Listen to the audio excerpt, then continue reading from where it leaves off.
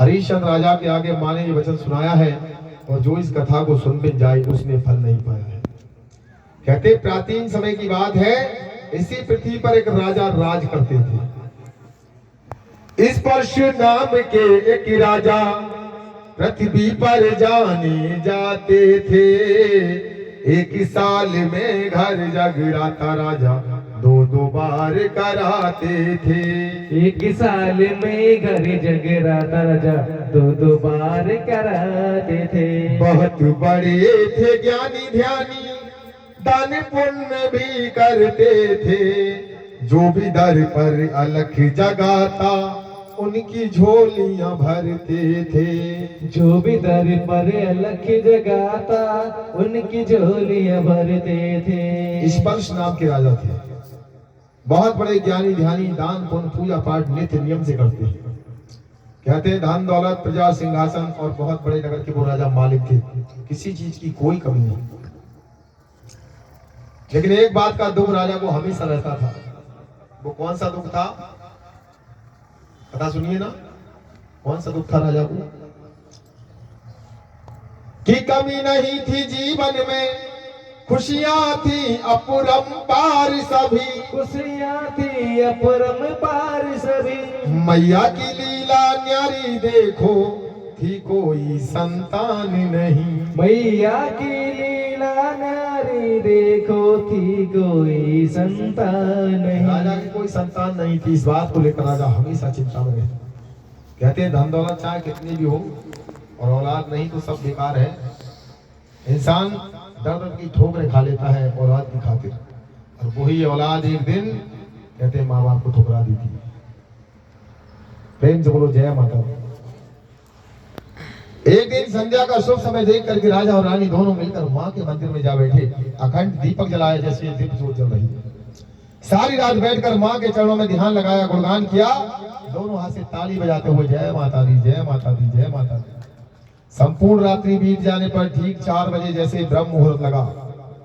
ब्रह्म मुहूर्त में ही राजा को नींद आ जाती है माँ के चरणों में, दरबार में, और स्वप्न में एक आवाज सुनाई दी, हे राजन, आप जो भी पूजा पाठ करते आए हैं आज तक आपकी कोई पूजा स्वीकार नहीं, सब अधूरी है। आप अपने किसी कुल पुरोहित ब्राह्मण से पूछिए, जो भी आपको विधि विधान से पूजा पाठ बतलाए आप उस विधि से पूजा करना, तब आपकी अधूरी पूजा वो संपूर्ण हो जाएगी।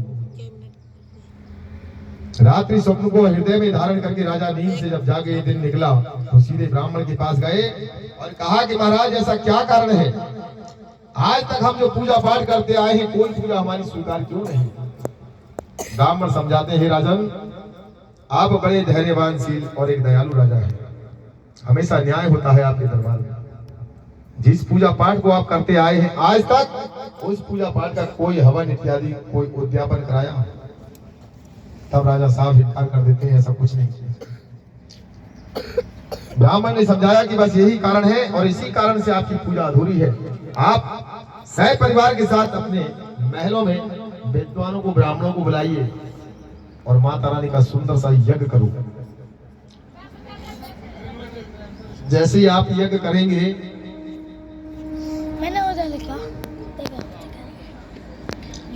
जैसे ही आप वो यज्ञ करेंगे आपकी जो अधूरी पूजा पाठ है वो सभी संपूर्ण होगी और मन चाहा वरदान आपको मिलेगा। प्रेम से बोलो जय माता दी, जोर से बोलो। राजा महलों में आते हैं और सह परिवार के साथ आज मिल बैठकर पति पत्नी माता रानी का यज्ञ करते हैं। ब्राह्मणों को विद्वानों को बुलाया कि जगदम्बे के उस सेवक ने फिर संगत को बुलवाया है और करके सब परिवार इकट्ठा माँ का यज्ञ रचाया है। बड़ा ही सुंदर यज्ञ जब प्रारंभ हुआ, कहते हैं हवन के लास्ट में एक पूर्ण आहुति लगती है। जैसे ही पूर्ण आहुति लगाई उसी यज्ञ कुंड से एक आकाशवाणी सुनाई देती है, हे राजन, आज आपकी जो अधूरी पूजा पाठ थी वो सभी संपूर्ण हो गई। मैं आपकी भक्ति से खुश, जो आपके मन की अभिलाषा है आपने संकोच कही। अब राजा कहते हैं कि माँ, अरे आपका दिया हुआ मेरे पास बहुत कुछ है, धन दौलत प्रजा सिंहासन, और मैं इतने बड़े नगर का मालिक भी हूँ। यदि आप मेरी इस भक्ति से पूजा पाठ से खुश हैं तो मुझे कुछ नहीं चाहिए, केवल एक संतान चाहिए। क्या चाहिए? एक संतान प्राप्ति का वरदान मांगते हैं और बड़े प्रेम के साथ कि मेरी गोदी में खेले बाल गोपाल, चाहे बेटी हो या बेटा।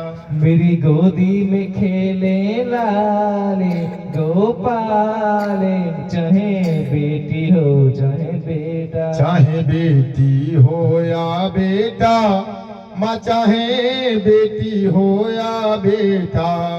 चाहे बेटी हो या बेटा, चाहे बेटी हो या बेटा। मेरे आंगन में खेले बाल गोपाल, चाहे बेटी हो या बेटा।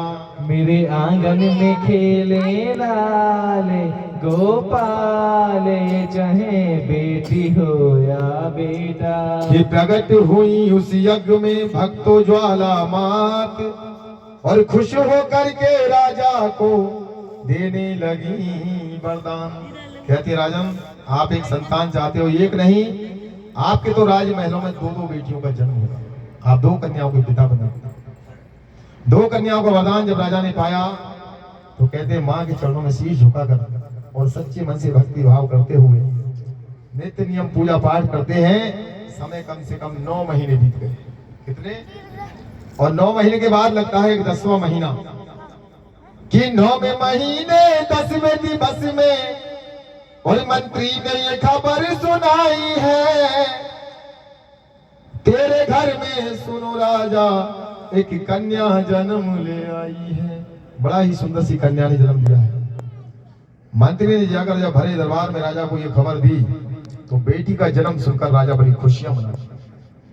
तरह तरह के दान पुण्य समस्त नगरवासियों को बुलाकर रुपया पैसा वस्त्र आभूषण सोना चांदी खूब धन लुटाया, भंडारे कराए। कहते बेटी के जन्म की खुशी हर इंसान नहीं मनाता। बात सत्य है। आज भी 100 में 10 या 20 होंगे जो बेटी की खुशी मनाते हैं, वरना ज्यादातर बेटे की खुशी हर इंसान मनाना चाहता है। जिस बेटे की इतनी खुशियां मनाते हैं, कुंटलों से लड्डू बंटवा देते हैं, वो बेटा आगे चलकर एक गिलास पानी दे या ना दे भरोसा कुछ नहीं। लेकिन कहते हैं बेटी जब तक उसकी सांस में सांस रहेगी, दूर कितनी भी चली जाए, बेटी कभी माँ बाप को नहीं बोलती। सबसे ज्यादा प्रेम करती है तो एक बेटी। प्रेम से बोलो सच्ची दरबार की। राजा ने उस बेटी की खुशियां मनाते हुए ब्राह्मणों को विद्वानों को बुलाया और कहा कि महाराज इस बेटी के बारे में कुछ बतलाओ, इसका घड़ी मुहूर्त देखिए, नक्षत्रों के बारे में बतलाओ। तब ब्राह्मण उस कन्या को देखकर कहते हैं, हे राजन, कि ये कन्या कोई साधारण कन्या नहीं बल्कि देवलोक से आई हुई कन्या है और आप बहुत भाग्यशाली हैं। आपका नाम इस पृथ्वी पर रोशन होगा। कहते हैं महाराज इस कन्या का शुभ नाम बताइए, क्या नाम है? कि पंडित जी ने फिर खोल के पत्रा नामकरण करवाया है, अमर है राजा राजकुमारी, तारा नाम बताया है। क्या नाम रखा? राजा स्पर्श की बड़ी बेटी है तारा। राजमहलों में उस कन्या का जब पालन पोषण होने लगा कि फिर 2 साल के बाद महल में एक दूसरी कन्या आई है, और महामाया की माया देखो रंग सांवला लाई है। महामाया की माया देखो रंग सांवला लाई है। जब दूसरी बेटी ने जन्म लिया रंग सांवला, राजा देख करके थोड़ा चिंतित हुआ कि बड़ी बेटी तो बड़ी सुंदर है, इसका इतना सांवला। फिर